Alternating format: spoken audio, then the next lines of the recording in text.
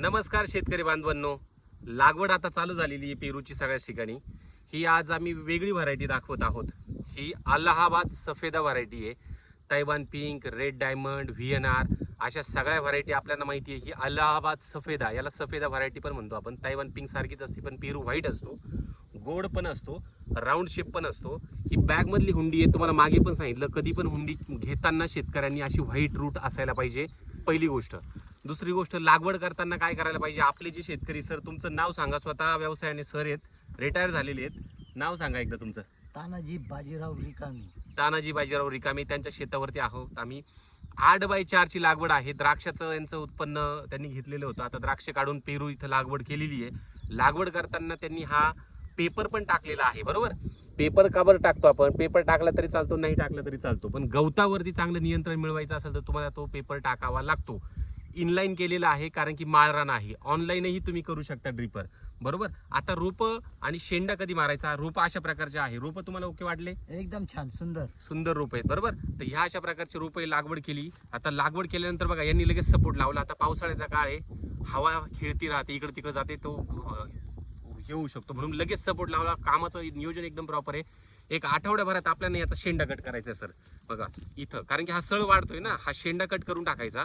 याला जेवढ्या कळ्या दिसताय का, या सर, या कळ्या आपल्याला काय करायच्या आहेत, सगळ्या काढून टाकायच्या अशा, बरोबर. आठवड्याभरानंतर ह्युमिक आणि 19-19 ड्रेंचिंग त्याला करायची आहे, बरोबर, लागवडीच्या नंतर. तर हे सगळं नियोजन तुम्हाला करायचं आहे. आता तुम्हाला हे सगळं दाखवतो बघा. हे जे प्रॉपर काम केलेलं आहे त्यांनी, हेच काम सर. ही जी लागवड आहे बघा, ह्या अशा पद्धतीची त्यांची जी लागवड आहे. किती आता क्षेत्र लागवड करताय तुम्ही? आता 1.5 बिघा आहे. 1.5 बिघा क्षेत्र आहे आणि साधारणतः माझ्यामध्ये 1100 हुंड्या बसलेल्या आहेत, बरोबर. आणि ह्या अशा पद्धतीचं त्यांचं ड्रिपचं नियोजन आहे, लागवडीचं नियोजन आहे. मध्ये त्यांनी याच्यात काही तुम्ही खत, आपलं शेणखत वगैरे खत टाकलेले आहे आणि बाकीचे आपलं सुपरफास्ट वगैरे टाकले. हां, सुपरफास्ट, निंबोळी पेंट, हे सगळ्या गोष्टी टाकायच्या आहेत, बरोबर. म्हणजे अशा पद्धतीने ही अलाहाबाद सफेदा ही व्हरायटी आता लावलेली आपण नाशिकमध्ये बऱ्याच कमी ठिकाणी तुम्हाला आढळेल, बरोबर.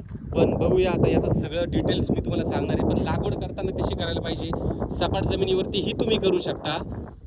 त्याच्यानंतर ह्या पद्धतीने सरांनी जसं नियोजन केलेलं आहे असंही तुम्ही करू शकता. दोन्हीही पद्धतीने नियोजन केलं तरी चालणार आहे. याच्यात आपल्याला गवतावरती नियंत्रण मिळवता येतं. 4 फूट झाडांमधलं अंतर आणि 8 फूट हे गल्लीतलं अंतर. तर अशा पद्धतीचं सगळं नियोजन आहे सर.